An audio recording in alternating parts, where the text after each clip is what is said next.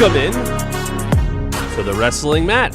It's me, Matt Camp. This is the end of week number 3, but far from the end of the Wrestling Mat because we are with you Monday through Friday, 5 p.m. Eastern, right here at the Wrestling Mat. You can watch us, of course, at thewrestlingmatshow.com, which is where you should subscribe. As noted by our friend Rob Greco, it's just right under Todd, right there. TheWrestlingMatchShow.com. Please subscribe. As you may have found out, we have hit the mark we needed to so far. Far from done, though, to unlock some bonus content, and we will have an announcement on that very topic coming up a little bit later on the show today. Now, you may have heard that Chef Reactions is joining us. He is joining us today, so if you have questions for him, you have questions for me, you have questions about wrestling, life, whatever it may be, it is your chance to get in on that right now. Put them up in the chat. Let us know what you think at thewrestlingmatshow.com. Hello, Matthew. So excited for the episode. Are we as well? Yes, we have a lot to talk about today with Chef, who will be joining us in just a matter of moments. But please make sure, if you haven't done so yet, please subscribe at thewrestlingmatshow.com. Hollywood Blondes is here. With a couple of some emojis. The penguin blue waving tear, fish, orange eye, white eyes. Of course. That's code for something. What? I don't know. Phil, what's up to you? And good to have everybody with us. Once again, if you haven't checked us out, we're here every Monday through Friday, 5 p.m. Eastern. Some bonus content coming your way. We'll talk about that in just a second when Chef joins us. We have some shorts.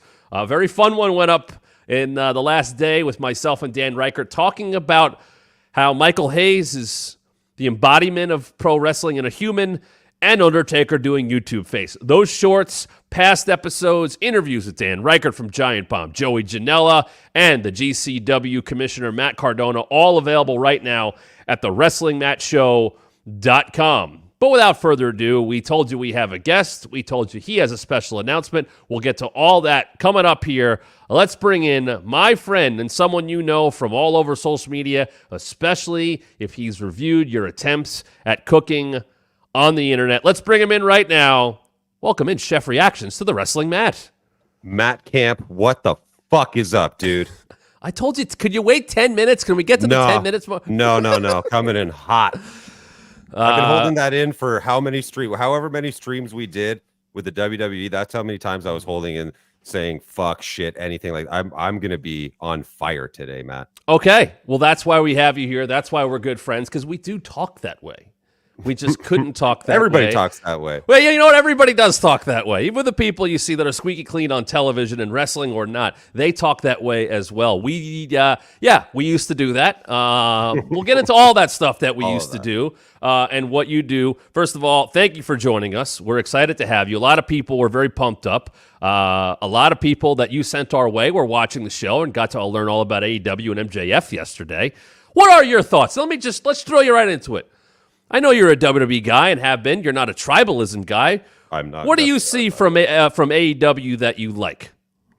I've been to a couple AEW shows. I won't say which because of the internet sleuths out there, but I've been to a couple, and I enjoyed myself both times that I was there. As far as what I like on TV, I don't really watch it on TV, so I can't really say too much. Like I need to get going from the jump and watch it all, because I'm that type of person, dude. Like I need to watch everything in order, otherwise I'm just gonna it's gonna fucking bother me. Are you a completionist? Yeah. Oh yeah. Okay, for sure. Big time. You know, it would be great if they had somewhere where you could watch it all in order. Wouldn't that be good? Wouldn't that be awesome? That would be phenomenal.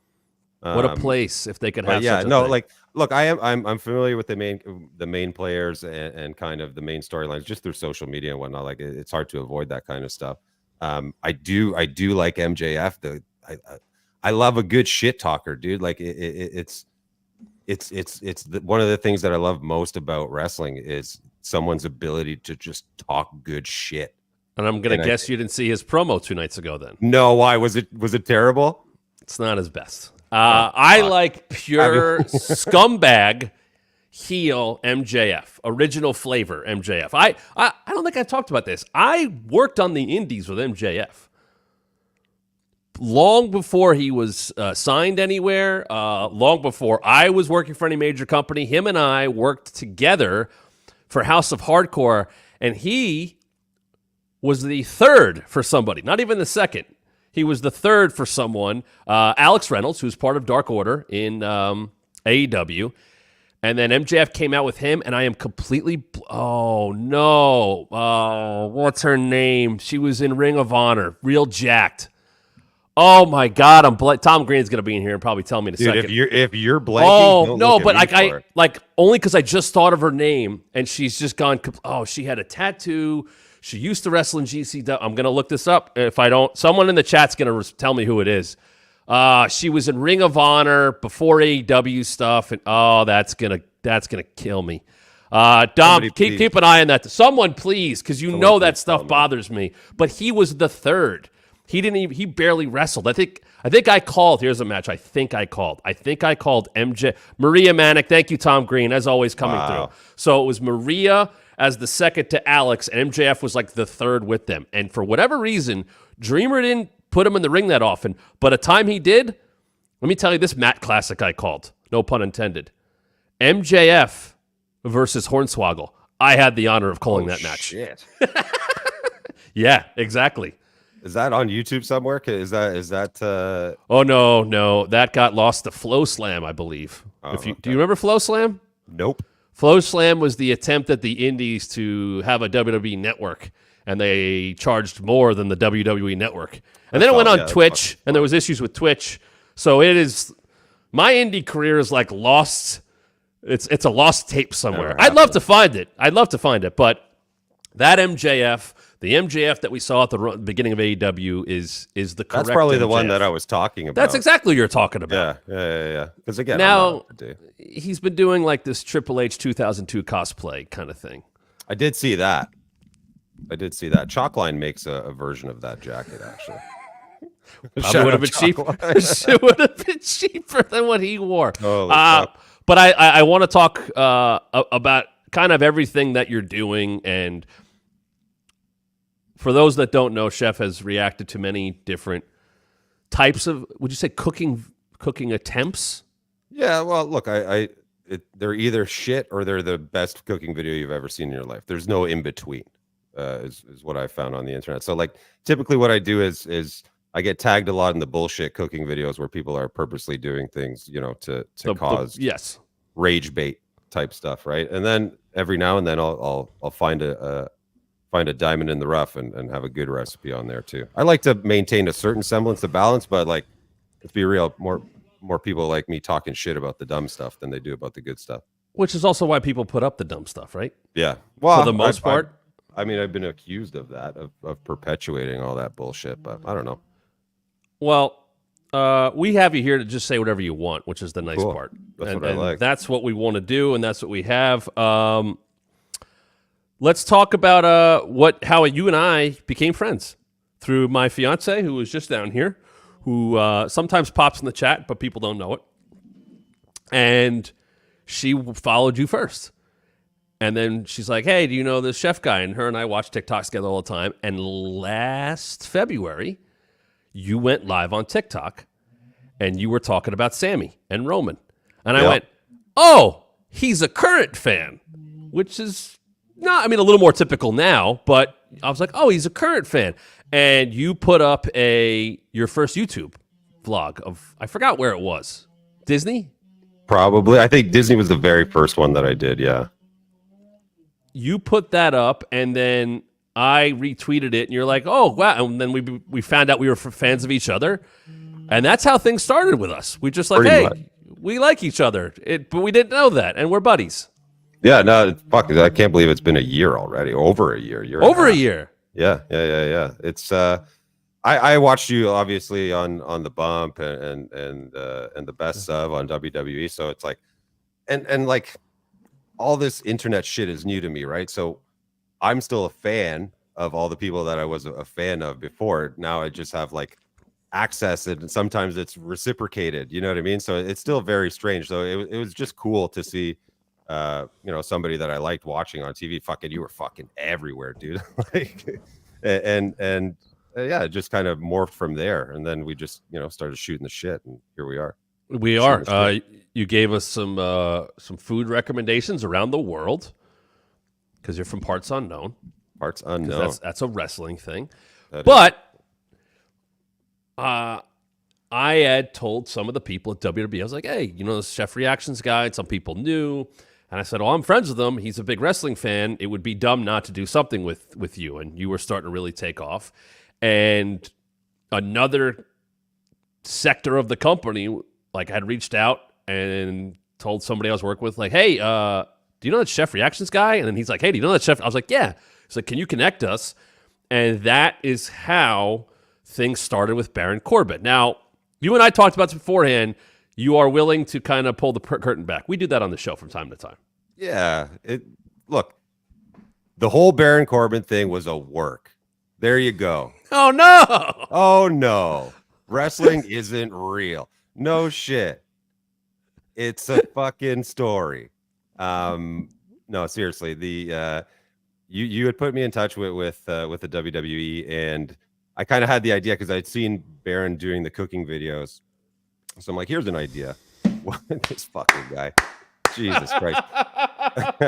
So I was like, okay, why don't I start a feud with Baron Corbin over his cooking videos? I'll react to the cooking videos, and I'll just totally annihilate him as to the best of my ability, right? And so we had a meeting, myself, WWE, and Baron, and we talked, and he was on board. He's with it. That dude's he's a goer, right? Everybody knows that. He's about whatever. He's fantastic. Fantastic. Just to jump in for a second, Corbin does not get enough credit for how much he gets what his role is in the company. He knows he's supposed to get booed. He is looking for 0 cheers. 100%. He loves to collect the check he gets from doing his job well, and will throw it in your face in the best way possible. There is not an endearing part of him whatsoever you see on television. But I will tell you, I always enjoyed doing stuff with him or seeing him because I knew he threw everything he had into this. And by the way, did not come from a wrestling background. People have probably seen him looking like a giant old lineman because that's what he was in the practice squad for the Cardinals. But to your point, boxer. Golden Gloves, that's legit. That's as legit as it gets. That's another thing. People are like, oh, you're picking a fight with Baron Corbin. No, the fuck I'm not. You think I'm going to pick a fight with a Golden Gloves boxer? Now he's doing jujitsu, by the way, on top of it. Nah, dude, I'm good. So, like, the whole thing went down on social media. If you haven't seen those, they're on my TikTok or whatever. There's a compilation actually on YouTube. I put them all together. It's like 6 Chef minutes. Reactions on YouTube. Go there, follow it if you haven't. YouTube. Subscribe there. Just 6 minutes of me shitting on Baron Corbin. But like, I normally in my videos I talk only about the food, right? Like it's strictly about the food. I never talk about the people in the videos, right? Like maybe I'll crack a random joke, but like with the Baron Corbin stuff, I went fucking hard on Baron Corbin, and he was 100% cool with it. And like you said, like the dude deserves his fucking flowers, man. Like I respect anybody who puts in the work, and that guy has been putting in the work for a long time, and he's going to see this. And sorry for letting the fucking cat out of the bag on the beef, but speaking of beef, learn how to cook it better. But the whole thing about him is he was just very kind to me, very humble, just a super nice guy, and I'm very happy to see him now back up on the main stage, and I hope he just keeps fucking killing it. Yeah. You know what? I got to give him credit. I know he was FCW before NXT, but he is a success story from the work they've done down there. And there's not a ton of those people from scratch. He's a from scratch guy. There's no indie career. Yeah, It's not there. I mean, Golden Gloves, NFL, used to room with McAfee. They are buddies. I'll break that down too if people haven't figured that out. He got it. He has always understood it, and I what he did in NXT was good, and then he came up and he's had some shit creative at times. Some fucking garbage good creative, dude. God, and I do not when they made him a constable and basically made him the punching bag for the fans for the shitty booking. Come on, dude. But that's not his fault. No, but that's what I'm saying. It's not him. Like, they put him in that spot, and they're like, here. Yeah. Hey, him and Cody Rhodes have the last 2 wins over Roman Reigns. Just saying. Just saying. Apparently his coffee's pretty good, too, so shout out Baron. Oh, is it? I have seen him brewing. He's on like a European vacation right now for food or something like that. Yeah, well, it's because they don't need him to lose matches right now. So. See, it just comes right back around. I try to tried. fight it, but it's just natural. But it's natural for him to elicit that reaction. That's why he's good at his job. He's good at it. He's good at it. I loved him going back. Go ahead. Yes. Yeah, no, I was just saying like that it kind of came to a head at SummerSlam where we met up and we shot a video that was very funny. And like I said, he was just super gracious. I learned that we both have Croatian heritage, so that was cool to learn about him. And it was just a blast to do that with him. He broke my watch though when he was like manhandling me. He broke my watch. I had to fix it. Oh, did he pay for it? No, it was like the pin. The pin came out. What am I going to invoice Baron Corbin for the pin? Yeah, that dude shows off watches all the time. It's true. It was not a Baron Corbin level watch. Okay, fair enough. Swatch watch. It was not a big deal.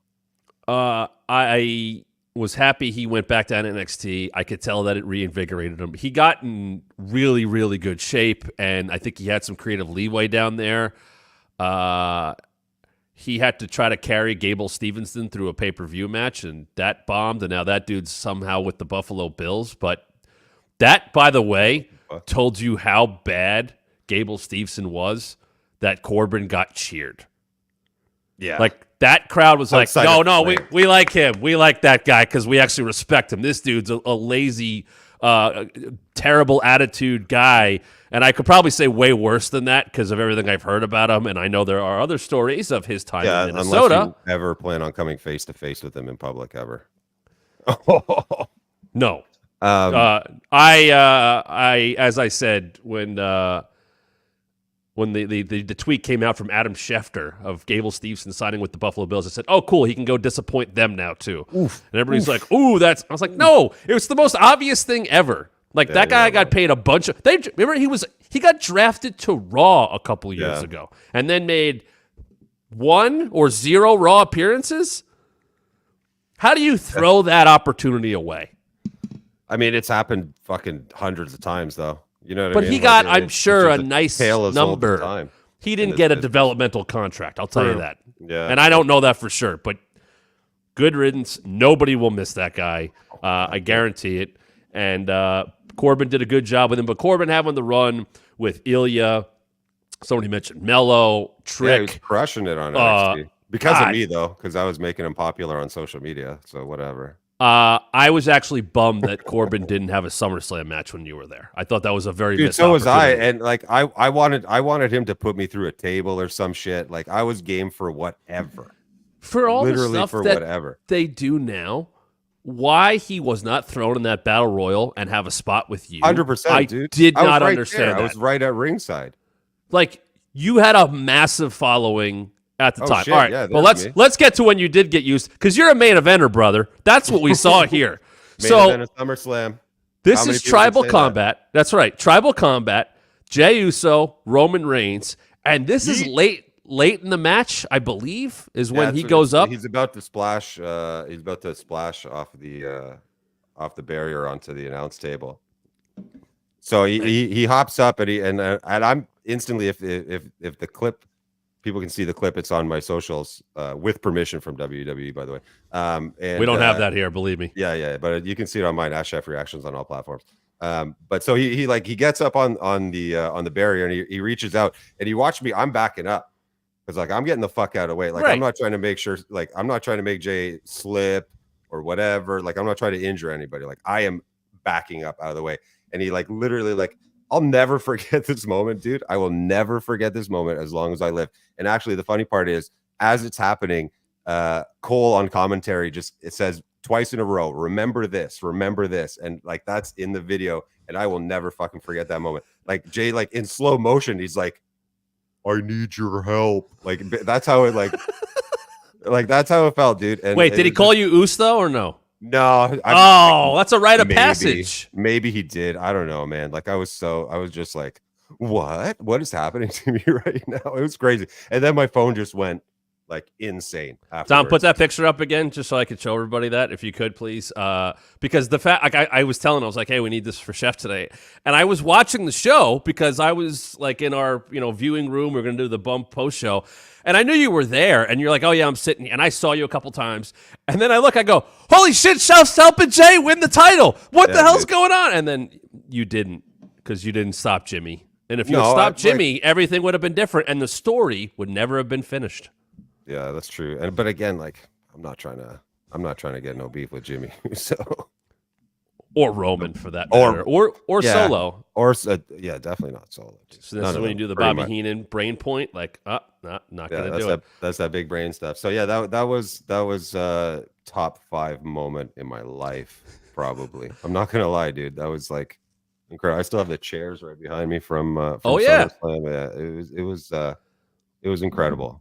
Yeah, and you can cash in on Liv anytime you want, or Bailey for that matter, based on what's over your head now. I got that one back there, and then I've got so WWE gave me a title belt, like the World Heavyweight Championship. Oh, nice! It's in the men's Money in the Bank briefcase on my other shelf right now. Soon to be very Becky Lynch Asuka of you. Very nice. Yeah, there you go. There you go.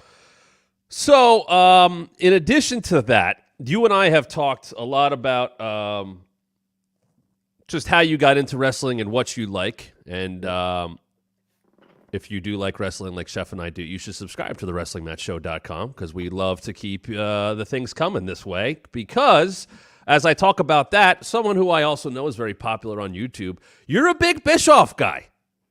I love 83 Weeks. I fucking love it. Oh, there he is. Look at that. Look at that head of hair too, dude.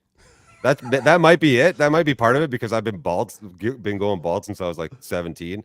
So I see somebody with like a thick ass head of hair, and I'm just like, I admire that person. Like I like the podcast. I understand, there's a certain entertainment aspect to it where people just fucking say shit to say shit. But like, I enjoy it. I'll admit it. I don't give a shit. I think Eric knows what he's doing. Yeah. As Hollywood Blondes version 4 says, 83 weeks is art. So there's a big Bischoff fan as well. Probably also likes the head of hair if I had to guess. Some people like the cheekbone structure. He's a very like you go back in the day, he was on the Who Killed WCW first episode. Very handsome man. That's why he got put on television. He didn't know shit about wrestling, but Vern Gagne liked him, and the powers that be at WCW liked him, and that got him a long way, and now he's doing what he's doing. I don't agree with a lot of things Eric says. Sure. And I think because he says whatever he wants, sometimes that goodwill is destroyed with people who hear stuff and they go, he doesn't know. But there is a lot of truth in what he says. And I think, I talked about this with Joey Janela because of his stuff with Cornette and all that. And he's like, yeah, I still listen to it. He's like, there is truths out there. I told you about Kevin Nash's podcast, and I hear that sometimes and I go, oh my God, what are you talking about? And then other times I hear him give advice, and then wrestlers like Shane Taylor from AEW going, well, yeah, if you think that, why don't you come challenge me at my jiu-jitsu dojo in Houston? It's like, no, Kevin is 63. He likes just talking into this and not leaving his house. Yeah. Just listen. But there's truths out there. Some of it, as you said, is entertainment value. That's what we do. Yeah. But I know when I look at this stuff, I try to be a constructive criticizer. I try to look at that from a fan perspective. I try to look at it from an insider perspective. And you got to think what works, and why it works, and who are you playing to. And I know it's very easy to target AEW, and that's what Eric does. But there are truth nuggets in there. And now, did you watch Nitro back then? Or you were kind of catching up? Yeah. After? Okay, no. All right. I've always been. I'm a wrestling fan, dude. I like WCW. I like WWF at the time. WWE. Call whatever you want on here, by the way. Yeah, who gives a fuck? Keep the F in. But like even now, like I'm a WWE guy. I don't hate AEW. I like it's good. I need to get into it before I can make an educated opinion about it. But like honestly, when he goes into the AEW stuff, like that's not why I listen to it. Sure, I listen to it more for the nostalgia because I'm big on nostalgia, right? And I don't have that insider. I don't have that insider perspective. I'm listening. I listen to 83 Weeks the same way I watch Raw. You know what I mean? Like I know, like I'm being entertained. I'm not learning necessarily. I do learn stuff every now and then, like because I do feel that Eric he admits his mistakes a lot in comparison to other people that I've heard on. Like he's very free with saying like, yeah, that was shit, or like, yeah, we fucked that up, right? Like it's hindsight's 2020, obviously, and like with a lot of these dudes, I feel like if you're remembering anything from fucking 25 years ago, you're biased towards whatever the fuck your perspective was of that time and your memories since that time and the way that you remember things. We look at that sometimes, and look, stories will change because they're forgotten or wrong or they're straight up lies, and that happens. This stuff now though with Bischoff, like, so this, did you see by any chance the first episode of Who Killed WCW? I'm waiting. I want to wait for all of them, but okay. I know I'm gonna probably watch it tonight though. I enjoyed it because they got some voices we've never heard from before. Yeah, it's not that same Bischoff interview in front of the Raw set. No, they went to his house and they. Oh no shit! I'm sure paid him, and they used that interview for 20 years, dude. Oh my god, literally and every time. Well, one of the first things that went on the network was the Monday Night Wars doc, which is so unbelievably slanted. Like it's like, oh, they just stole all their ideas. No, they didn't. I mean, NWO was stolen from Japan, but it wasn't stolen from WWF. And yeah, that, the amount of times I've seen Scott Hall slam that limousine window or Mysterio get lawn darted into the side of that trailer, and it was just shown over, and I was like, oh, this is all they did. It's like, no, they didn't do that. They did a hell of a lot of stuff.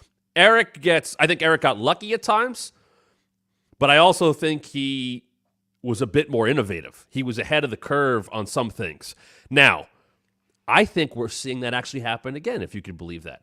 I think WWF at the time went, shit, we got to do more. Like, we can't just do this cartoonish stuff. Yeah. And then they took WCW elements, not all of them, but they did them better.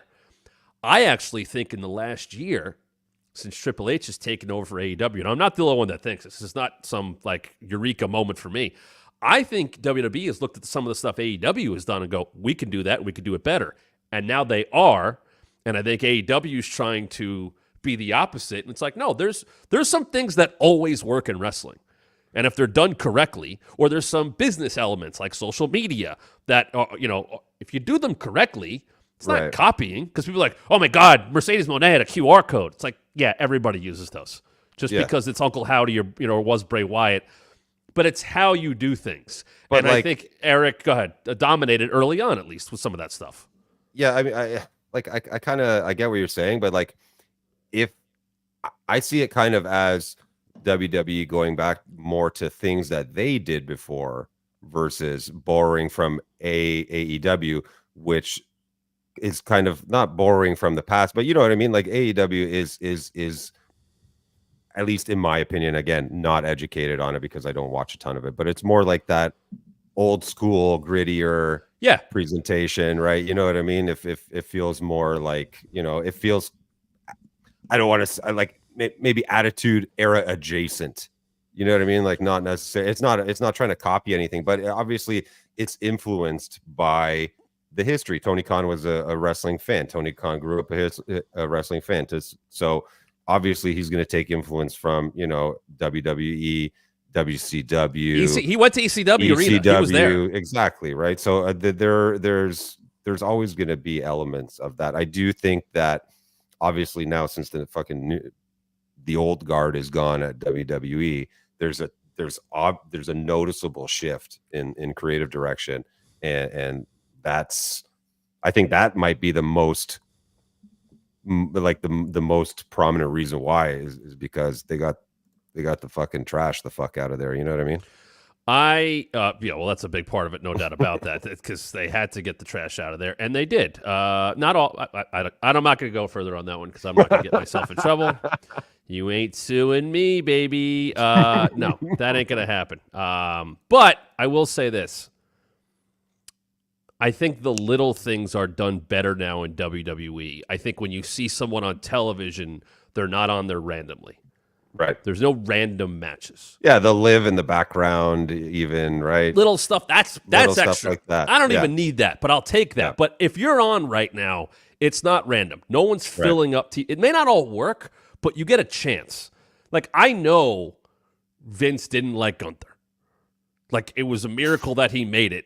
And then, he started doing that thing where he was like slapping Kaiser, and like there was a chance that if Vince is stuck around, there is no Gunther run like we're on right now. Yeah. which is crazy because obviously that guy is talented and he's evolved. Roman's still probably fucking champ if Vince is around. You know what I mean? Like that just like if it ain't broke, don't fix it. But it was broke. Just it was very broke. Yeah, just not willing to acknowledge that for whatever reason. You brought up Tony Khan. Dom, there was a bunch of tweets from Tony Khan overnight, and this is what he does sometimes. He was announcing matches. Like I'm scrolling, I was like half awake at 6:30 this morning and taking dogs out. So I was like, was he tweeting at like 3 or 4 a.m.? Put your phone down. But well, here's the thing. I'm very up and down when it comes to that because, Dom, do we have any of those tweets? You could just nod. I could see you if we do or don't. Okay, I haven't seen them, so give me a reaction. Let's see. Yeah, please. Let's react to the Tony Khan tweets from very early this morning. As go ahead, throw one up there, whatever we have. So now this is 17 hours ago. So if you do the math, that is like 4 a.m, something like that, around there, depending on East Coast, wherever you are.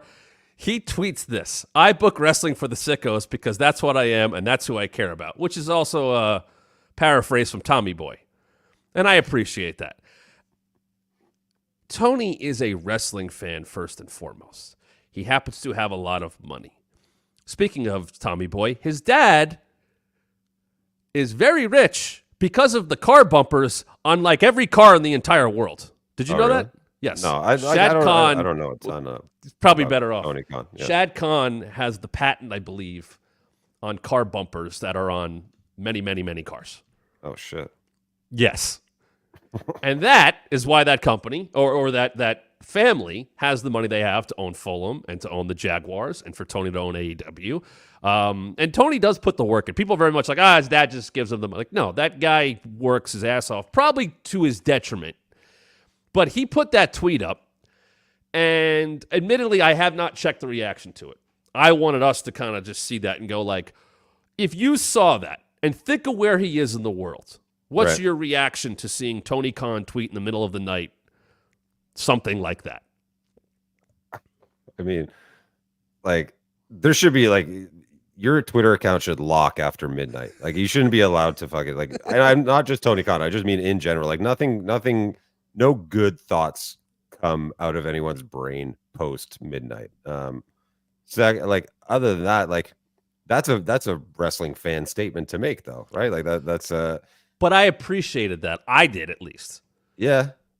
I mean, if again, I have to I feel like I have to fucking caveat all the time that I'm not necessarily an AEW guy, so I don't want I don't want people to jump down my throat for saying something that I don't, speaking on something that I don't necessarily know a lot about, but. I do know enough to know that he is a fan, and a statement like that just kind of, if anything, it kind of made me go like, maybe I should fucking check it out. You know? And I think he's going for that, and he has responded to a lot of people, sometimes to his detriment. But you know what? In the grand scheme of things, and I don't have to love his booking, I want to root for somebody like that versus the guy who used to be. Yeah, right. Well, yeah, sure. But I like, to me, I do think he's a wrestling fan almost to a fault. But I'd rather take that, and I'd love him to listen to some people more, and that's fine. But I'd rather take somebody who's that into it, that might be booking wrestling matches for the sake of booking wrestling matches because he wants to see them, versus the guy who used to run things at WWE. Like, when people compare, I'm like, think of what's being accused and the things that have been said, and then Tony Khan. Yeah. So he tweets a little wacky sometimes. So he takes shots at WWE sometimes. In the grand scheme of things, pretty trivial. Yeah, the taking shots at the W, that's kind of fair game, right? Like that's. But everybody has done it. Yeah, the Monday Night Wars, though, that was the whole thing, just back and forth, shots. That's why it was fun. That was part of the reason why it was fun. Butts and seats, stuff like that, right? Like, it was just which worked and didn't work. Yeah, it was just fun. It made it fun for fans. It gave people things to talk about. I love wrestling, and I like wrestling fans. But I like knowing that there is a wrestling fan in charge of a wrestling company, if that makes sense. Scott Gatta, former Bump Trivia winner, said if Vince was still around, I think AEW would be more successful, in my opinion. Scott, I tend to agree with that sentiment. I think there's something to that. I think maybe more people would be turned off by WWE and looking towards AEW. Yeah, but like you still have to make your own product better too, right? You know what I mean? Like you still Absolutely. you It's still two have different to, things. Yeah. I could see that. I think people got pushed to AEW and they were presenting an alternative product when Vince was in charge. And listen, I will tell you when, because the Bump and AEW, the first Dynamite started on the same day, exact same day. Yeah. And I had watched the pay-per-views and knew people there and was talking to people there and just, hey, what's this going to be? And I remember, when All In happened, and I was like, I had heard, technically there's an old podcast I did that I may have kind of helped break the news because people thought it was Jericho and JR starting the company when it was the Young Bucks and Cody. Nobody knew who the backer was, but that started to get around. And I had heard about, and I went, oh, okay. Let's see what this is. And then when Tony Khan had come out as the backer, I went, okay, so they have money, which is the toughest thing to get. To have a chance, you have to be financially competitive. And that is, to me, the best thing that AEW has done for the business. It has provided a lot of new jobs, but it's been financially competitive in a way where at the beginning, I will tell you, WWE was handing out money to people who weren't even on TV. Which is I crazy to think of, just to keep them away because they were worried. Yeah.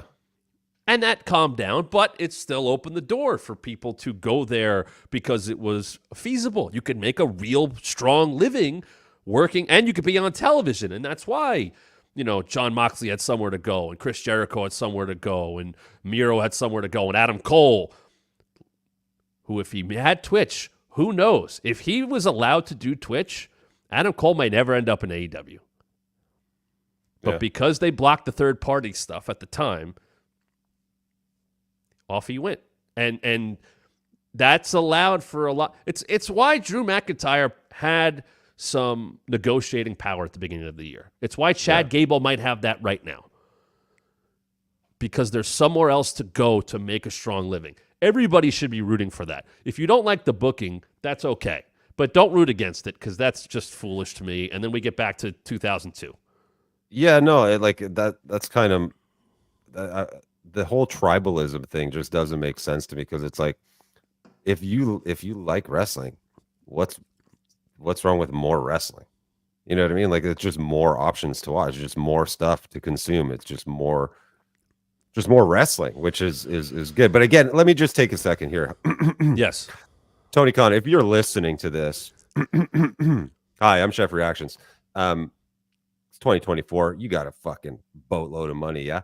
Can we get like a way to watch AEW from the start for people like me who have not watched it, who might want to get into it? Because I feel like that's something that could be figured out. But whatever. I may have brought it up almost every other show here. So again, Tony, that's at Chef Reactions. Feel free to let me know how that's going to work at 3 a.m. And he responds. Yeah. I know. Yeah. Anyway, if you like more wrestling, you can get more of it right here at thewrestlingmatchshow.com. Please subscribe because we have a lot of it. We talk Monday through Friday, 5 p.m. Eastern, as we're doing here today. We are live Monday through Friday at 5 p.m. Eastern. Sometimes I pop up live for other reasons, but we've had, as you see, Chef is on with us today. Dan Reichert from Giant Bomb, my former coworker. Chef, Reichert. You were just on his show. Oh, my God, dude. Great was it the voicemail dump truck? It was the voicemail dump truck. I had a blast. Great guys, but I got a glimpse into humanity that just really shook me to my core. I could not believe some of the things that came out of that fucking guy's mouth. Hilarious, great dude, but questionable preferences when it comes to food. And if you ask me them, I couldn't even remember because they're so fucked up that I feel like anything I said would not be as fucked up as what he actually said. I'd have to go back and watch it. I do remember egg whites. He thought egg shells were egg whites, which is insane. This is a full-grown adult male at the time, college student, if I'm not mistaken, that thought he was in college. Yeah. The shoebox to cook in the microwave, multiple uses. See, when they started talking about the shoebox, I thought it for sure is going to be like a fucking like a do-it-yourself fleshlight or something like that. Like, that's where I thought that story was going, and somehow it got worse. Yeah, and it was actually worse. Like I was actually like, this is really bad. But again, I would love to come back on the old voicemail dump truck. They were a great group of dudes. I would like to get all of us on a show together, and that would be fun. To do that on this very channel. We're trying to work on that, but if you guys want to see that happen, first of all, you got to hit us up at WrestlingMat23 at both Twitter and Instagram, and please subscribe, turn the notifications on for the WrestlingMatShow.com so you can see more of this, because we like to talk more wrestling. Now, you brought up Dan's issues with cooking. I would like to throw out some of the cooks, not quite chefs, of the wrestling world and get your thoughts on them. So let's start with someone we talked about already. Yeah. And we'll see if you maybe have a different opinion. Baron Corbin. There's the steak. What have you seen? What do you think of him and his culinary achievements? Well, even when I was talking shit about him, I still gave him 8s and 9s and 10s out of the food. So Baron Corbin definitely knows how to throw down in the kitchen. And I can tell that he respects food and he enjoys it. And most of the time he's doing it for his wife and kids too, which you can't knock that, right? Like, you know what I wanted to do? I wanted to do a bump from his outdoor kitchen. Dude, I wanted to do a run in. I wanted to do so much more with that rivalry. Like, I was willing to take bumps, dude. Oh, they have a no-touch list. I tried to do that myself. I wanted Bubba to put me through a table, and I was told, not going to happen. Yeah, but they fucking shoved Jelly Roll. Like, they let Jelly Roll shove somebody. I'm like, let me fucking shove They let him shove. Let me shove Baron Corbin then. Yeah, they should have let that happen. I agree. You know what I mean? Or like hit him with a frying pan or something as he's like running around the ring, cost him the match or something like that. Like, I was game, dude. I should have. I tried to get you on the bump like 3 or 4 times. Like, oh, yeah. I was like, oh, you don't want this massive following? No problem. Now you're here instead. Have you seen Shayna Baszler's cooking at all? No, I haven't yet. I'm going to check it out. I'm making notes. She's there you go. There's Shayna. She's a steak person. That's typically what you see her cook. There's a lot going on that countertop. There is a lot going on the countertop. How about very popular right now, maybe in the best storyline in wrestling, have you seen any of Otis's work on the Traeger grill? I have, actually. Look at it. That was the first one that he ate. He ate 7 of those. He's got to maintain. I love that man so much, and the guy you see on television is the guy that is in real life for the most part. And That's a night hilarious. before, I've gone out with him twice on nights before bumps. We were at this bar in Stanford called Taco Daddy. They were brand new, and they liked having WWE people in there. And Otis basically created his own drink while we were there. I believe it was called the Double Dose. And they were just feeding us, like, try this. They had, like, their own Choco Taco version. He had an enjoyable time. Another time we went out, one of the many pizza places in Connecticut, and his thing was he had a couple of beers. He's like, oh, no, I don't eat till after. Like, I don't drink that much, and then I just take my food. So, like, he ordered maybe a pizza and some wings, and that was for later. Has a couple of drinks, and then went on his way. And that was Otis. Also, that first time was when if anybody has seen the episode, which we had to tape the day before, it was during Thanksgiving week, and we deep-fried turkeys with heavy machinery. Sick. You tested the liquid displacement beforehand? Oh, we brought in pros. Okay. Because they were having what's that West Coast IPA? Brown bottle with the white label. They make a bunch of Lagunitas. Sure. I think they were supposed to be eliminated. It was like, who cares? It's Otis. He's not working today. But we just were like, be careful dropping it in so we don't all get splashed with oil. That was also the day that R-Truth won the 24/7 title after losing the 24/7 title to an employee, and I had to go cover it live. Richard Truth himself. Mr. Truth himself. And that's the first day I met my fiance for the first time. She was covering the event, and I didn't remember it for years. And I only hear about that every once in a while, and I'm sure I'll hear about it in about a half hour. Yeah, I was going to say, way to bring it up.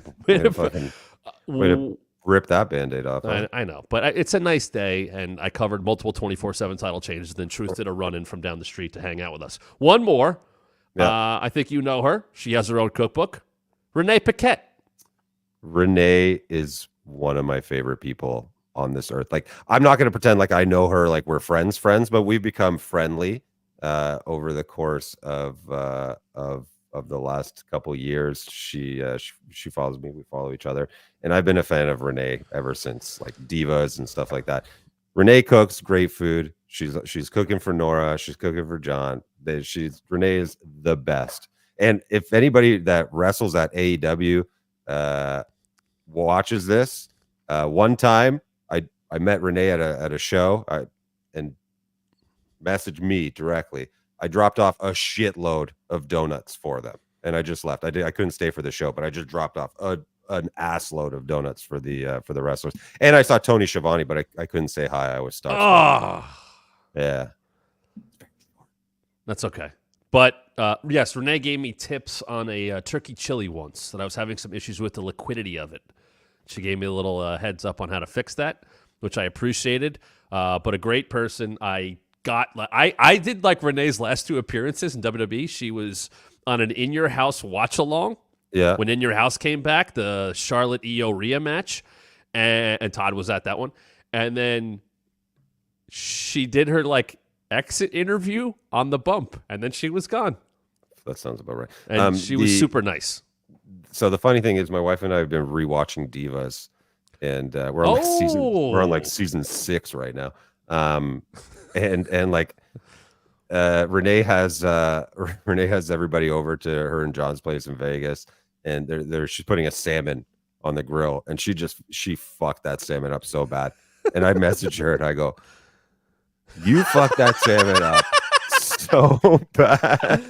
She's like, There it is. There it is. You should pick up that book. Actually, it's a good book.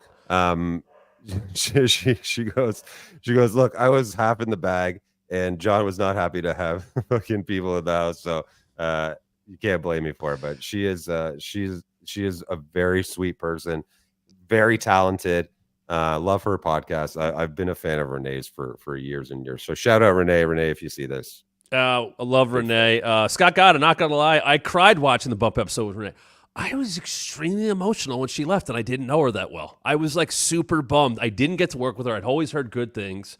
We have some mutual friends that, we still both talk through that way. But I was super bummed. Like, she honestly should have been allowed to do more in WWE. Yeah, dude. Like, leave it at that. Watching Divas, like, again, my bubble has been burst that a lot of Divas was staged. But like. Fuck. But yeah, but like Renee was such a refreshing because she was just like her. You know what I mean? Like you could tell that's who Renee is, though. She's just chill. Who she is. She's just chill, cracks jokes. She just came across so normal on a show that had a lot of people that did not come across as very normal. I used to listen to Arda Ocal and Jimmy Corderas right after wrestling, and they were on Sportsnet or whatever it was called at the time in Canada. And Renee would be the guest from time to time. And their studio show, Renee actually would put on Gold Dust makeup as part of their intro. It was in there. That was one of her favorites, which was cool, and they got to work together. And then she got hired in WWE, and the person who kind of took her place was Jackie Redmond. And then Renee moved on to AEW, and then Jackie worked with me for a couple of years, and now she's NHL and Raw and all that. And my goodness, I found out yesterday that because they don't have Turner, TNT, doesn't have in the States, doesn't have the Stanley Cup, she's actually off. So instead, she has been bouncing around from Raw to PLEs to the NHL playoffs. Like, nobody works harder than her in the wrestling business. And I was like, oh, good, you have some time to just chill. But, yeah, I know that, the Canadian people are very nice. I'm a big fan of them, whether it be Jackie or Renee. And there is a chillness to them that I appreciate, and I could totally see why John and her ended up together. I remember her and I sharing a story. I was like, does he just watch? Like, are you subjected to just random? She's like, yeah, there's random Japanese wrestling on. Oh, that's just how it is. Yeah. I do wonder though, the when he snatched the hat when the dude snatched Renee's hat. I was just saying that he jumps over the side, right? Yeah, like on the is table. that real? I don't know if that one was Renee, was it real? Did they stage that? I need to know, because I remember when I saw that shit for the first time, I was like, okay, now I'm a even bigger John Moxley fan. Shoot theft or work theft. That's what we'd like to know. Shoot theft or work theft. You let us know. Let us know in the comments if you've seen that episode. And yes, we like to get a lot of questions in as we do. And if you want to get your question heard, maybe subscribe at thewrestlingmatshow.com. We are at an all-time high in audience, which continues to rise. How many people in here? What do we got? We're over 4,000. Oh, shit. Hello, everybody. So thank you for being with us. I want to hit a couple other things. I want to talk about today in wrestling history from our friends OTD_in_WWE, because they did put up something today that is a big moment in professional wrestling history. It is the higher power. But before we do that, Chef, could you tell the people another reason you're going to be with us here today? Well, Matthew Camp, it's funny you should mention that. If you recall, Matt and I used to do a weekly show on the WWE Twitch channel. It was every Tuesday, unless I was like busy doing some shit, but pretty much every Tuesday. And we did that for what, like 6 months? Maybe 6 a to little 8 bit months. longer. We had a lot of fun with that. Yeah, we watched all kinds of random shit. It was great. All kinds of shit. But we were limited to the WWE YouTube channel. Correct. Now, we were also limited as to what we could say. For example, I couldn't say fuck, right? As we've established by the 1,000 times I've said it in this. You could put the F back in now, too. Correct. We put the F right back in there. But guess what? We're back. Matt and I were going to be bringing it back. Chef will be a regular contributor to the Wrestling Mat channel, whether it be as a guest. Well, you wouldn't be a guest anymore because then you're part of it. A co-host, if you will, a co-analyst, a co-reactor. And our first episode will be dropping within the next 2 weeks. Chef, I don't know if you've seen this, and maybe it'll be helpful if you haven't. But the first thing we will be reacting to, and don't worry, you'll be able to follow along. We will make it easy for you guys. Within the next 2 weeks on this very channel, because you helped us get to 1,000 subscribers, and that number, we want it to keep going up at thewrestlingmatshow.com. So subscribe and turn the notifications on, because you'll want to see our first reactions episode. Yeah, there. To the first Nitro. We're going to watch. There he is. His fucking haircut and shirt. Jesus Christ. One of my last bump interviews was with that man, and he told the entire story of that white shirt, which I'll tell now because I don't want to give them the views. I asked him about that shirt, and I said, where did you get that? And he said, do you remember Kevin Willis, the basketball player? I was like, for the Hawks? Yeah, the great rebounder, played with Dominique and Spud Webb? He goes, yeah. He goes, he had a clothing boutique, a clothier, as I believe he called it. Dom, put that picture back up right quick. Can we get Lex again? Yeah. There you go. He looks like a bouncer at a strip club in like North Dakota. So there's funny things about this, and I'm going to save it for our reactions. First of all, that shirt is called a Nuru shirt. It's like that's the type of shirt. I was like a Nuru massage? I don't think it's allowed on YouTube. Just a guess. Just a guess. Scott Gotta said he was literally in a mall. He couldn't have gotten something else. For real.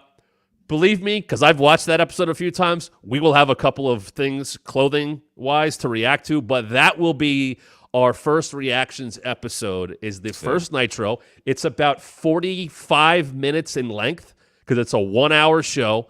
If you did see Who Killed WCW, Eric's like, we couldn't give away tickets, and I wanted to create a cool atmosphere, so we did it there. Smart. We will, there you go, as Phil put, September 4th, 1995, the beginning of the Monday Night Wars. Old. That will be 30 years next year. I know. Don't say that. I feel the same way. So that is another good reason to subscribe to thewrestlingmatshow.com, because Chef will be with us on a regular basis. And if I have any say and we continue to work hard, he won't be the only one. That is yet another tease. So, Chef, I'm glad you were aboard with us here at the Wrestling Mat. Happy to be here, dude. Like I said, you and I are friends. We're not just people on the internet that talk to each other. You are genuinely my friend, and I'm happy to do this with you again. You got invited to my wedding for a reason, dude. So fucking right, dude. I invited Riker on the air the other day, by the way. Is he coming? Did he stall out on you? No. When you invite somebody on the air, they're like, well, what day is it? My fiance was watching. She's like, invite him. I like him. You're clearly friends with him. And I was like, yeah, we should do that. And then I did. And then after, he's like, no, seriously, what's the date? And I told him. And he's like, oh, please send me that. We did evites as you got. So he has it. Fit him directly next to me, please. There is a pseudo celebrity table that we have kind of been cooking up. Pseudo celebrity table. Well, it's very wrestling heavy, as you might guess. As I've been telling people, there will be AEW and WWE people at my wedding. Sick. That's gonna be a party, dude. So I'm looking forward to that. So I know you're considering making that a pizza trip. Yeah, weed's legal in CT, right? Oh yeah. Okay, good. Recreational and medicinal. Cool. It's yes, no doubt about it. So yeah, you'll probably be sitting with God. You can watch Dan eat. Yeah, that's what I'm saying. I'm gonna film a reaction video. Oh God, that's of me just like live reacting to him. To just record, I would love it. What a great live crossover that would be. Right? Content at my wedding is encouraged. Absolutely. Please, let's do that. Yeah, and yes. Also, as I said, and we thank our friends at OTD_and_WWE on social media, because they always put out the great clips of wrestling history. Today, 25 years ago, one of the worst reveals in professional wrestling history, and I remember, which puts me at 14 years old? Yeah. Being so bummed that the greater power was revealed as Vince McMahon. Yeah. Yeah, that was a wet fart. Now, do you know some of the names that were rumored to take that role? I'd like to hear them, because anything would have been better than that fucking Scooby-Doo reveal. So I didn't realize that they literally said this man's name multiple times on television. Jake the Snake was in play. Ooh. Which... What year was this? 99? 99. 99. Yeah, okay. So, all right. Jake the Snake was in play. All right. I believe he cuts the, you want to play 21, I got 22 promo, so he maybe not have been the best time for him. Sure. The other name is Christopher Daniels, who is AEW interim executive vice president, former Ring of Honor tag champ. You know, he's done it all. He's working behind the scenes and wrestles for AEW, and he was in play. Now, nobody would have really known him then. Yeah, I was going to say, who the fuck is that? Like, I've never heard that name before in my life. You know Christopher Daniels? No. Dude, I'm well, okay, you've seen Beyond I'm the not like you. I am not encyclopedic in my, like, I'm kind of like, I hold stuff for a little bit of time and then it gets filled. I guess you know what though, because he isn't that big. To be fair, I guess you wouldn't have seen him because he did some WWE like dark matches. He might have worked like Jax or Metal or one of those. He wrestled on Nitro towards the end. He has a very famous match that's in Beyond the Mat. Okay. It's him and Mike. He's. I guess it's him. He might be in the. Now I might mix up people, and I know Tom's going to correct me in a second. But Christopher Daniels was around, and the thought was it could be him. Yeah, and it wasn't him. And there was a thought to do stuff with him in WCW, and that didn't happen either. And he had he is like an original indie guy in terms of making his name that way, and then came up through Ring of Honor. I will tell you. Here, I will give you homework, and it's well worth your time. All right. Christopher Daniels, AJ Styles, Samoa Joe. Sure. I'm sure you've heard of this match, or maybe not. It's a 5-star, legitimate TNA classic. Did it happen in the Tokyo Dome? No, it happened in the Impact Zone, I believe. It's considered the triple threat. It's considered the greatest triple threat of all time. There's Christopher Daniels right there. Yes. Okay. Oh, us. He looks familiar-ish. Go watch that match. I could be just saying that because... You know what? Maybe you shouldn't watch that match. Oh, we'll watch it together? Maybe we'll watch that match. You know what? That's a good idea. Let's put that... See, sometimes we talk through this stuff and it just comes out. Tom Green noted, Russo tried to do the same angle on Nitro a year later. They had him in that same robe with Vampiro as the higher power. Tom, I believe, and you could confirm this, you did a WCW deep cut short on that, if I am not mistaken, because I remember watching that on your channel. make sure you follow Tom, his WCW, and a new thing now. I saw he put something up with Jeff Jarrett today. Tom's WCW content is top-tier stuff. I love it so much. That's a great way to get caught up on random stuff. Maybe, Tom, there might be a little crossover there. We might have to talk about this. I enjoyed when Tom Green went to the kids' soccer field with the boombox. Tom Hemedy, Tom Green. That's literally why his name is not that Tom Green. I get my those. dad loved Tom Green. I used to fucking watch Tom Green too late at night. There you go. I did do a short on it. Russo's name for Daniels in WCW is going to be God. Late at night. God. All right. Well, that's great creative. That's fucking Jesus. But they did the Glacier and God. You don't like Glacier? Nah, dude. That was not good. Well, you're out of the Nightmare Academy. He only runs the place. Whatever. He didn't come up with it. Did he rip off Mortal Kombat or what? You hear the dogs? I do. And that's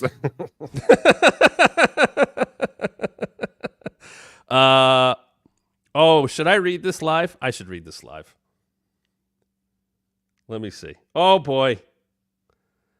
Tony's going after some people here on social media. Oh fuck. Is it me? No. And I like what he's doing right now. I really do like what he's doing. So let's see. Meltzer posted the ratings that he listed were accurate. The others were not. They were supplied by WWE to the reporter. Sorry for people being mad because everything I stated was correct, and this is not a new story. It's a story that dates back. Tony responds, these are the same predatory business practices that Jim Crockett Promotions and many former wrestling territories faced in the 1980s against Vince. I'm very grateful to all you wrestling fans who watch AEW, and AEW is here to stay. See you tonight at 10 p.m. He said, there it is. There's the tweet. David responding to somebody, Tony responding to him. I'll tell you this, Chef. He's got a point. That first line is something that Jim Crockett Promotions and other territories dealt with because of the WWF back in the day. And that kind of stuff and the news that gets leaked out is absolutely still happening today because it is a competition, and it's acknowledging competition. So you know what? I don't have a problem when he defends his company.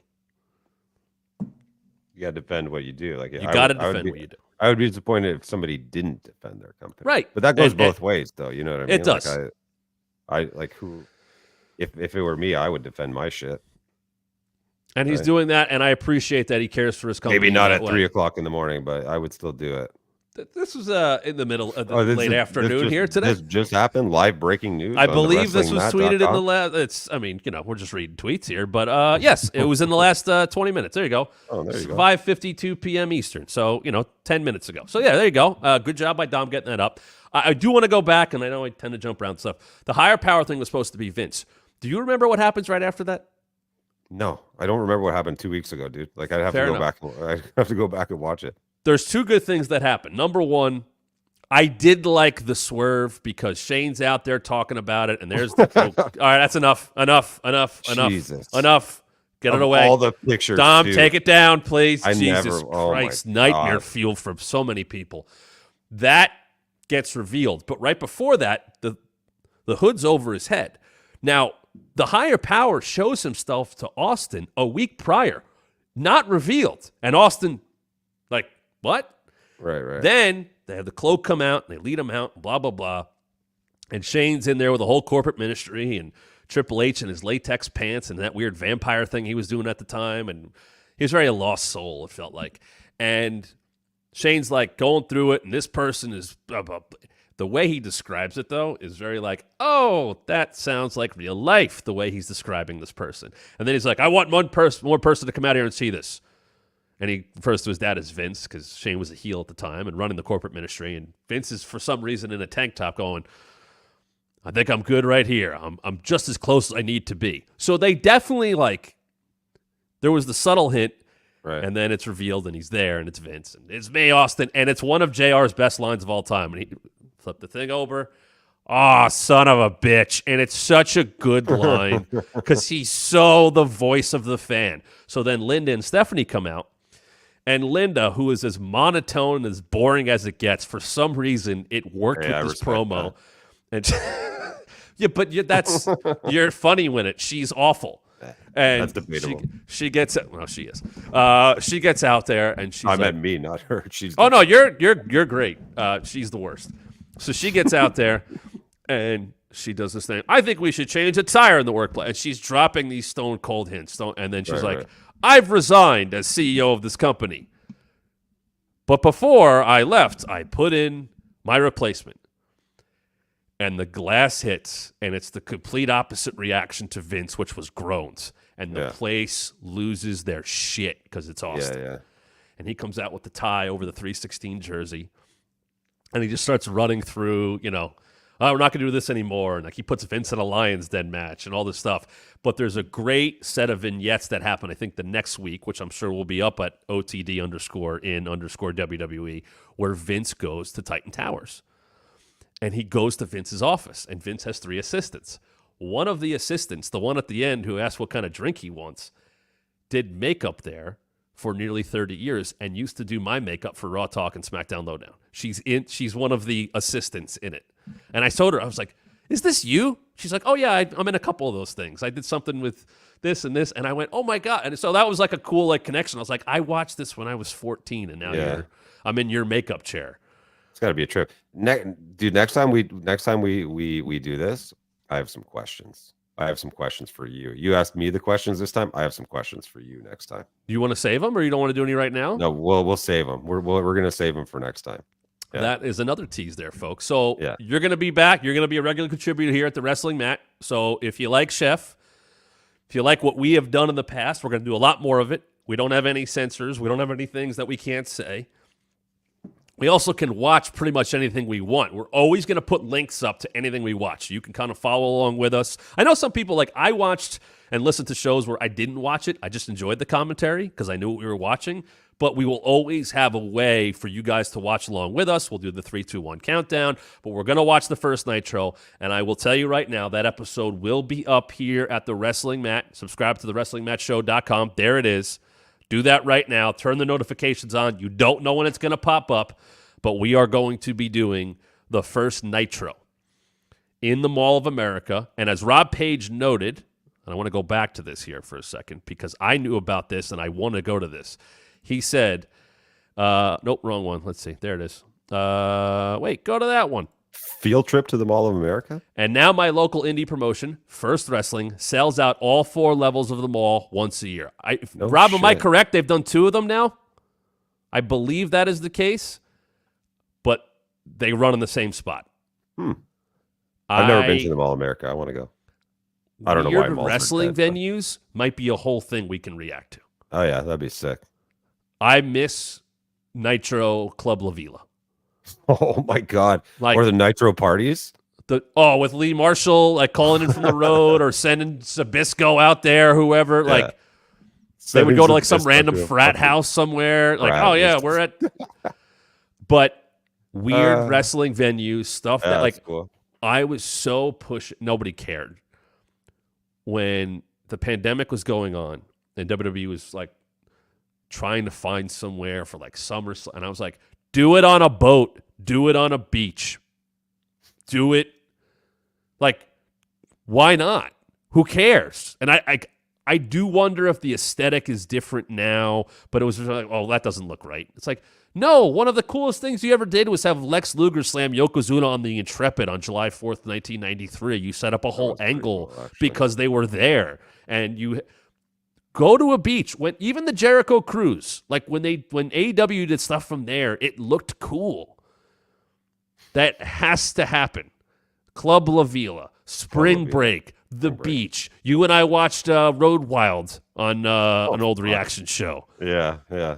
Which may not have been the safest place for some of those people, but that might be a whole suggestion box. And by the way, if there's something you want us to watch and react to that everybody can also watch along with us, please tweet us, send us Instagram message at WrestlingMat23, at Chef Reactions, at the Matt Camp. Please do that. And include the links if it's not something that's easily accessible, because I will watch anything that we can watch with people that we can provide the link to. And and there's stuff that, Chef, I'm sure we're going to show you that you've never seen before. Oh, guaranteed. Like I'm a huge wrestling fan, but like there's tons of shit I haven't seen for sure. I stopped watching wrestling for like 20 years. We'll tell that story next time. But like again, teasing the next one. But I stopped watching wrestling for a long time and then got back into it. So I'm still catching up on a lot of stuff that I missed over the years. And Scott Gata, go ahead. I just want to tease one more thing because I'm a tease. I'll bring this back, Scott. Go ahead, Chef. Yeah, Scott, we'll be right back to you. Chill out, Scott. Relax. We had an idea. We're not going to talk about it, but we had an idea prior to this episode about what the reaction thing could look like, and that's all I'm going to say. We'll just throw in the idea of it may not always be random things. We might focus on something. Correct. That we might take you on periods of time. And there's a lot of stuff we can do. But if you want to be part of that, you got to subscribe. TheWrestlingMatShow.com. Put it up again, Dom, if you could, very quickly, because that's where people got to go. Not only to subscribe, so you find out where Chef and I are going to be, the shows we're doing, what we're reacting to, but also turn the notifications on, and we have all kinds of fun guests, and we're working on some more. I had an idea. I talked about it with our people behind the scenes about somebody we might be trying to bring on very soon as a guest. May have been mentioned on this channel recently. Don't have him blocked in, just throwing it out there. And if you're a regular viewer, you might know who I'm talking about. And if you're not, then you should be. And subscribe at TheWrestlingMatShow.com. And follow us on WrestlingMat23 on Instagram and Twitter. Now, back to Scott here very quickly.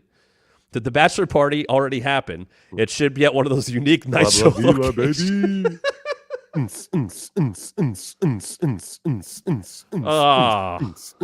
Does that even a thing anymore? Club Bro, I would be asleep by 9 o'clock. I would be No, enjoy. No. Clubs? Are clubs even a fucking thing anymore? Not People for us. still go to clubs? Definitely not for us, dude. We are washed. Yeah, no thank you. I'm good with this. By the way, Rob Page, First Wrestling, the third Mall of America show into September. I highly suggest attending that. I would love to make that a field trip. Maybe we can try to do that since we have a little time to maybe plan it. I don't know. I've never been to the Mall of America. For wrestling, I'd be happy to go. WCW is very best for awesome venues. The Beach, Sturgis. Outside Disney, also good. Very good call on Disney. That was a Bischoff. Yeah. That's where they do the big attack backstage. Oh, yeah. That's where the bats and the Rey Mysterio into the wall. That happened at Jimmy Hart runs up during the match and grabs it. Baby, come on, you got to come to the back. They're beating everybody. You got to follow me back. Do we need help? And then they go back and there's just baseball bats. And as Kevin Nash said, implied violence. He says it was very Hitchcock, which is exactly what I think of when I think of Nitro and the NWO. Cynthia Camp says, great show. At Chef Reactions, awesome. Thanks, Matt Camp's mom. You'll meet her in a few months. I was just making a joke, but is it actually your mom? Yes. Hilarious. I love it. My mom doesn't have a YouTube, so don't go trying to follow her and get to me. It's not going to happen. She made that so she could watch our show, which, by the way, I'm told goes on the big screen. And my stepdad, Tony, is watching and asked her the other day, how did he get such a good time slot on YouTube? Oh, yeah. It's you pay a premium for that. Yep. Yeah. Chef actually, put a good word in, and we got the 5 o'clock time slot I pulled some strings. There's a couple of questions from the people that I saved. All I want to show this one here first. Look at this. Vincent says, weirdly, Chef Reactions got me back into wrestling through his feud with Baron Corbin. I love hearing stuff like that. There's so many wrestling fans out there that just, for whatever reason, well, a lot of reasons, got kind of fell out of love with it for a while or just stopped watching or whatever. And it's like riding a bike, baby. Once you get back to it, it's just you wonder why you ever stopped. And I love the fact that we can go back and watch stuff, whether it's saw it's it so once. Easy now, except for AEW. Tony Khan at Chef Reactions, get at me. By the way, all I'm saying is for that, I hope it's part of the next TV deal. If they're back with Warner, and by the way, it's not, that's dumb. It's got to be on Max. It's 2024, dude. And I get it. That's a TV thing, but that's got to be a top line thing other than obviously getting, an increase on Dynamite and Collision and Rampage. you got to give people a place to watch that stuff. I think it goes a very long way, and it gets people into your product that may not know. I say it all the time, Chef. You or anybody who's a longtime WWEF fan knows who Chris Jericho is, or Moxley, or Claudio, or Brian. But then they look and go, "Who's Orange Cassidy? Who's Britt Baker? Who's Chris Statlander? Who's Stokely Hathaway? I can go. I don't know. Well, go back and watch them. That goes a long way. All right, Chef, we'll get a couple more in because I know you got things to do. You're a busy man. DNC Digital. I eat dinner. I'm not that busy. What are your thoughts on Peruvian? Do you have any thoughts on Peruvian food? I don't have. I want to learn a lot more about Peruvian food, but I won't say where I live because I don't want to do that. But there is not a single good Peruvian restaurant around me. Hi, puppy. That I can go to. So I need recommendations in major metropolitan areas that I may or may not travel to in the next little while. So at Chef Reactions, let me know where I can go get some good Peruvian. And subscribe to Chef's YouTube, which is now over 100,000. That'd be nice. Yes. Yeah, just hit 100,000. Thank you, everybody. Shout out to Grandma Reactions, by the way, who doubted you. She doubted me. That's, you know what? That's what you fucking get, lady, for talking shit about me. I'm just kidding. I love you, Grandma. You're not watching this because you don't speak English, but I love you regardless. The run to 1 million goes on now for you. One more from DNC Digital. What movie have you seen that has been the most accurate description of the culinary world? Ooh. Can I give you a little help? If you want to go TV show, I think that's okay too. Yeah, I mean the Bear, obviously, but even the Bear's kind of it's a little bit. It's what's the word I'm looking for here? It's like creative license they take maybe a little bit there. Yeah. Little dramatic, little exaggerated maybe. The Bear's good. Here's my list of recommendations. Like all of them have certain elements of reality and certain elements of that's just for fucking TVs or movies. The Bear, obviously, Burnt with Bradley Cooper, Chef with Jon Favreau, The Menu with Ralph Fiennes. Waiting? Is it Waiting so accurate? Waiting's a classic and not accurate whatsoever. Love that movie. Big Night. Watch Big Night. If you've never watched a movie, I think I saw Big Night. If you've never watched a movie about restaurants before, watch Big Night. See, you get movie recommendations. We do wrestling recommendations. And if you want more of those, you got to subscribe to the WrestlingMatchShow.com. Chef will be back with us very soon. But we're going to wrap it up because it's a Friday. We got a little long. I appreciate everybody who joined us today. A new record viewership. Thank you to Chef for that. I know you get a lot of credit for that, but I hope people stick around because Chef will be back with us soon. Like I said, as Chef announced, he will be with us on a regular basis. And one of our first episodes together, we'll be watching the first WCW Nitro. You can look for that within the next 2 weeks here at the Wrestling Mat. So make sure you are following us at WrestlingMat23 on Twitter and Instagram. Give us your recommendations for what you want us to watch. Nothing is out of bounds. Tell us at Chef Reactions, at the Matt Camp, and at WrestlingMat23. Subscribe at the WrestlingMatchShow.com. Chef, I am glad that we are friends. I am glad we are doing this together. I'm glad you're coming to my wedding, and I'm glad that a lot more people get to see us together going forward. Fuck yeah, dude! I'm glad that you've found your way, and I'm happy to be a small part of it, and looking forward to continued successes for you. Yeah, fuck. I have to say something like that after saying something nice, just to maintain my online persona. Let's pump our own tires here for a sec. We used to get like 200 people watching us live on the WWE Twitch channel, the $1 billion company. Yeah. We're over almost at 4,700 right now. Watching live. Let's go. Pretty good here for this YouTube channel. That's 3 weeks old. Pretty good. 3 weeks old in this YouTube channel, and we're just getting started. Chef, always a pleasure. Everybody, thank you for joining us. Make sure to subscribe at thewrestlingmatchshow.com. We will be back Monday at 5 p.m. Eastern. We'll talk about Battleground, anything else Tony Khan tweets, any of the news. Will Chad Gable be signed by then? All of it coming your way in the great words of Tim Nocky, who's back on his blackjack game. We'll be back with you. We'll talk about wrestling even more. See you Monday, 5 p.m. Eastern, right here on the Wrestling Mat.